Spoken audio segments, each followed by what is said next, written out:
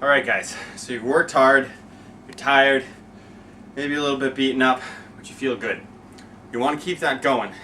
So constantly working hard, if you're sitting in Hummers, sitting in cars all day, whatever you're doing, or you've just been on a long flight, you want to work out those muscles. So you know how good it feels when a girl gives you a massage. Now, if you're overseas or far away, unfortunately that can't happen. You don't want your buddy to do it.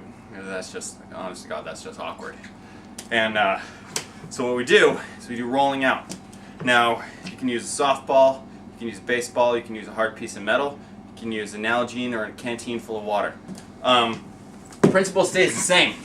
You want to roll out on the big muscle groups 10 or 15 times back and forth. It takes about 5 minutes to do the whole body, and it will release a lot of the muscle contractures that you get.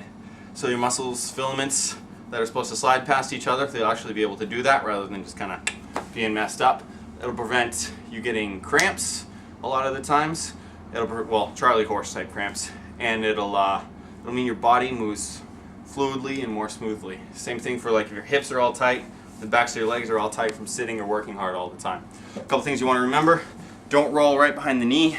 There's a lot of biological crap going on back there. You don't want to compress it. You don't want to get on any of the bones, because if you're rolling across that with muscle, it's going to hurt it. And you want to stay off your spine. Do not ever, ever, ever be putting hard pieces of metal or plastic or whatever between the ground and your spine. It can cause issues. So you can see I've worked. I'm all steamy right now, but I'm good for it. So you just kind of back and forth on the muscles. Now if that you don't really feel anything there, cross your legs. That'll add more weight.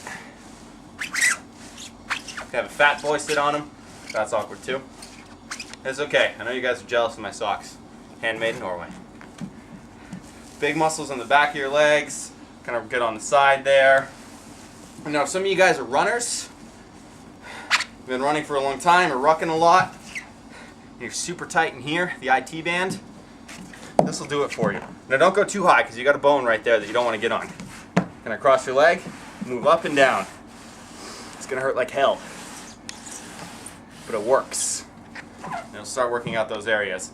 So do a quadrants here, here, or the underside, side, move away right onto your front, back and forth, up and down, 10 to 15 times. Now get on the glute and hips. Remember to stay off the bones. Get on there. Move around.